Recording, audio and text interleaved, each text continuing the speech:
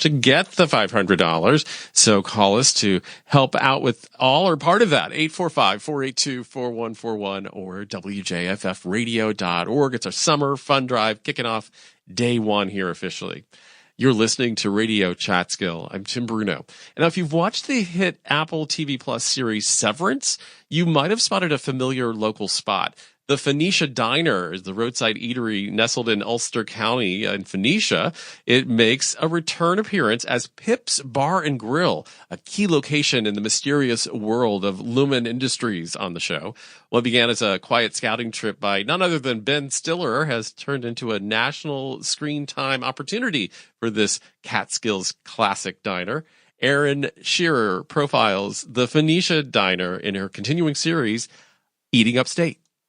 In the pilot of the Apple TV series Severance, the character of Mark, played by Adam Scott, receives a VIP card for Pip's Bar and Grill after sustaining a minor injury on the job. Mark drives to a mid-century building located off a country road, where he uses his VIP card for a meal and has a spooky encounter with a former co-worker. If you've seen Severance, and the building Pips is located in looks familiar to you, then it probably is. In real life, Pips is the Phoenicia Diner, located in Phoenicia. Since 2012, it has received widespread attention for its locally sourced casual fare, and it's the subject of today's Eating Upstate. The dining car that houses the Phoenicia Diner was built in 1962. First located on Long Island, it was moved up to its present location on Route 28 in Phoenicia during the early 1980s. The Phoenicia Diner would be operated by a Greek family with the classic greasy spoon fare until 2010, when Mike Cioffi purchased the diner.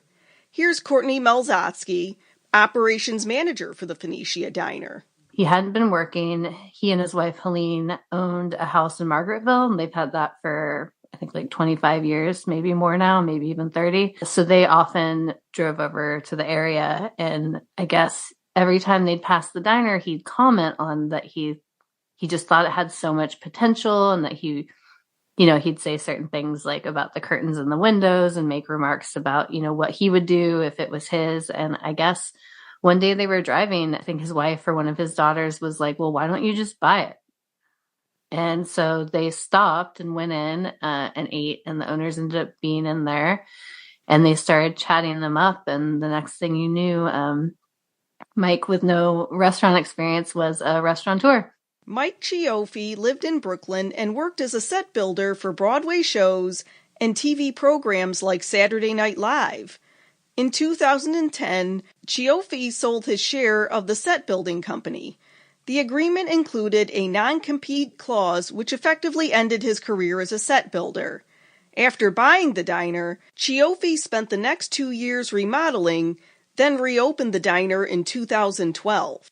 He really had a vision for it. He brought on like a great design team, and he wanted to make it look authentic, like it belonged in the Catskills, and not like, your average Johnny Rockets sort of diner, which you see in a lot of cases now. Like, he didn't want the checkerboard floors. He didn't want the jukebox. He wanted to really go back. So they took a lot of time studying it, the colors of the time, the things that had been in the diner that never were renovated. They honed in on those and then kind of built off of that to create that environment. Despite having no prior restaurant experience, Cioffi showcased the local bounty of the Catskill Mountains from the very beginning. I think that's one of the greatest things, Mike decided to do when he put this all together. He didn't just care about the look of it being authentic. He really wanted it to represent the Catskills and the community surrounding it. He wanted to make a good impact in everything around him. So he got to know local farmers and local purveyors, and he really wanted to showcase them in the food. He never wanted to reinvent the wheel. He wanted to take all these great classics that we love, like turkey clubs, Reuben sandwiches, but instead of just being a breast from like a turkey breast from Cisco that's been sitting in salt water for however long that, someone just does whatever with. Like, he wanted something better. So, and it's hard because when people see a diner, they think, cheap food. So it's kind of like a tightrope we walk because we really want to be affordable, but we want it to be the quality you would get going into like a nice farm to table restaurant. And, we're really lucky to have the amount of business we do. So it's so important for us to be purchasing for local purveyors because of our like success and the crowds we get now, we're a large account to a lot of them. So that's a very important part of our business and what we do. Over the next several years, the Phoenicia Diner received nationwide coverage from the likes of publications like Eater and the New York Times. In 2020, just weeks before the COVID-19 shutdown, the Phoenicia Diner published the Phoenicia Diner Cookbook. It was a great time and an awful time at the same, like, kind of both, I guess. But looking back, I was there at the time. We had our launch party just like, I don't know, maybe like a month before COVID, it seems like. So we had all these plans for Mike to do signings and different events. And, when COVID hit, that kind of all went away. But what was great is, which I'm sure is why you're mentioning this, is so many people were stuck at home, so many people were cooking at home. And that was huge. Not just, and the sales were good. Like we did have an online store, so people were buying online merchandise and books, which was amazing. A lot of our customers who couldn't come see us were purchasing gifts for friends and things like that. And yes, we sold a lot of cookbooks, but what was great and kind of comforting and like a really uncertain and weird time being in this industry is everyone was posting pictures on Instagram of the dishes they were making. And it was like, it totally kept like, we were still open, we were serving outside, but like, it was so different. But those pictures and everything like really helped keep us going and like just made us like feel great about the experience. The Phoenicia Diner works with a variety of local farms and farm-to-table distributors to source their food. Veritas is one of the main ones. Paul, the owner of Veritas, is amazing. He is so community focused. He is a member of the Roundup Valley Growers Association, which we are too. He donates meat to a lot of their dinners and their events. He's donated to so many different events we've been a part of. He works with his own farm and other farms as kind of a distributor. He has been with us since the beginning. Actually, speaking of COVID, when COVID hit, he actually sent out letters to us being like, don't pay me. I'm going to keep sending you product, but like, do not pay me until, there's a light at the end of the tunnel for this. I think that's kind of a testament of, building these kinds of relationships within your community and not just always buying from, the big box stores, is like you have those kinds of relationships and that kind of trust. And it was funny. We sent him checks and he's like, I'm going to rip them up. Like, don't send them right now. We need to see what's going on. So that's a big one. We work with a gentleman named Steve Blakely who sources all kinds of local stuff. There's a couple local companies, Farm to Table and Hudson Valley Harvest. They're both distributors for like hundreds of local farms. So we get weekly lists of everything that's in season, who has it, who's selling it, and then they will go and pick up those products for us when we order them. So all kinds of farms. Under its previous owners, the Phoenicia Diner was a location site for the 2006 movie The Night Listener with Robin Williams. It has also appeared in the 2018 movies Escape of Prisoner 614 with Ron Perlman and the slasher film The Ranger.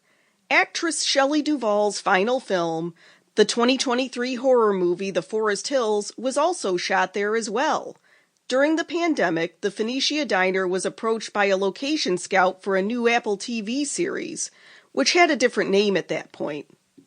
We often will get emails from location scouts just seeing if they can stop in or letting us know they already did stop in and, that we might be up for a project. This particular scout I had worked with before, or at least talked to before. I don't remember. I don't think we actually did any filmings with them.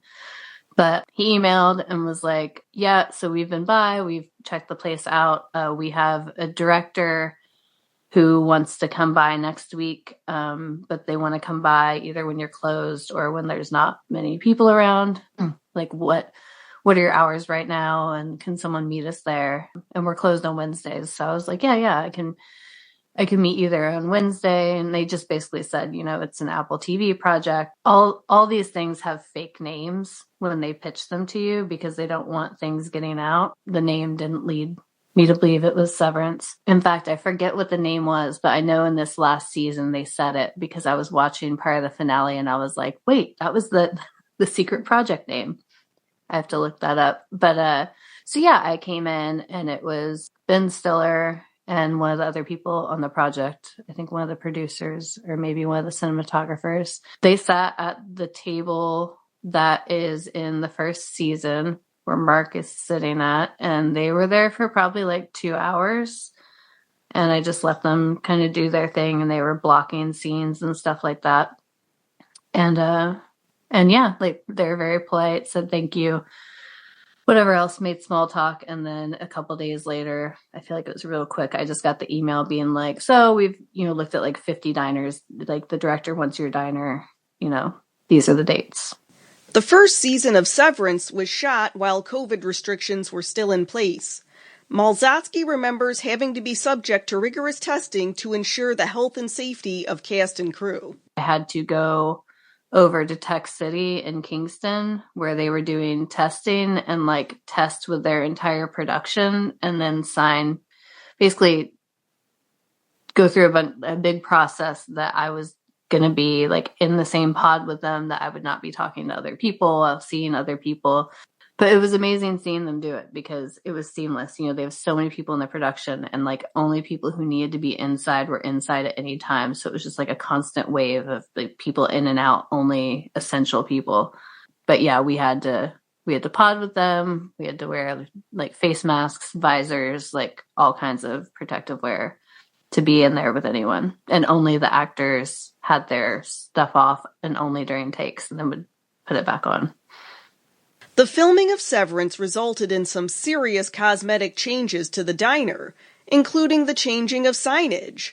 It was closed to the public during filming, which resulted in some very confused and very irate customers. One of our core things we've always had is that we never close to the public during our regular hours. And there's only been a very few exceptions, and this was one of them.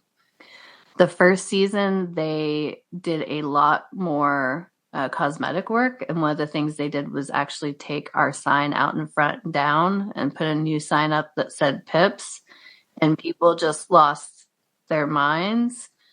Yes, we got angry ones being like, I can't believe you closed without saying anything, or like, how could you sell? I loved it there. But mainly like the people in the area closest to us were definitely not getting upset, but impatient because they knew something was happening. And I'm like super strict with if I sign stuff, like I'm not saying anything, even if I don't sign stuff. I love surprises. I freaking love them so much. So I wasn't going to tell anybody anything. And so they could tell by my face I was excited about it, but I was not going to let out what was going on. So they knew after we were closed something was up. Once the Pips sign came up, they were just like, tell us now. So it was a really cool experience. And then yeah, I run our social media too. So I posted a picture of the Pips sign and people were just like, then it was like a wave. But now, the aftermath, everybody's super excited that we were a part of it. So it worked out. The runaway success of Severance has been a boon for the Phoenicia Diner. After the second season premiered in January, the diner experienced an uptick in business during what is usually a slower time of year. We have been consistently, we've been busy. We've been busier and busier every year. But I definitely noticed this year after the second season, I think because people waited so long and they did such a great job with marketing it, that it had so much more hype than the first season.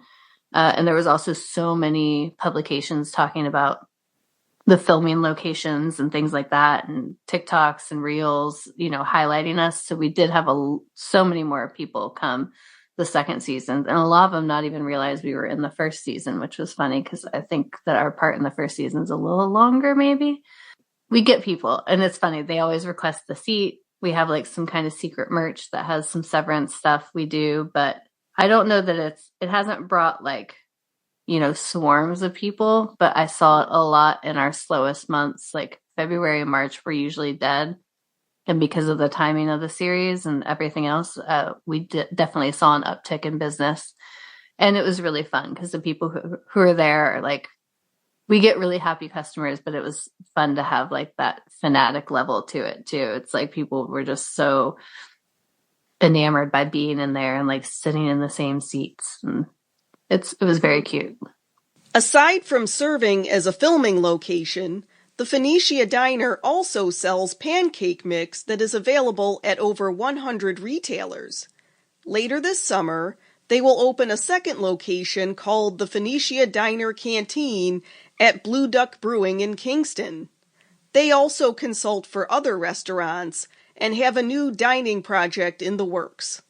We're going to be doing a lot of the diner favorites. We'll have pancakes for brunch on the weekends, and then some new exciting pub style food that is very much in the vein of how we do our food at the diner. So and we have a diner that we bought a couple years ago that's sitting in storage that we're still looking for a location for. So Blue Duck, Phoenicia Diner number 2, pancake mix, all kinds of stuff. The Phoenicia Diner is located at 5681 State Route 28 in Phoenicia. I'm Erin Shear. Eating Upstate is a production of WJFF Radio Catskill. And thanks, Erin, for that. I'm Tim Bruno, and you're listening to Radio Chatskill. It's our summer fun drive.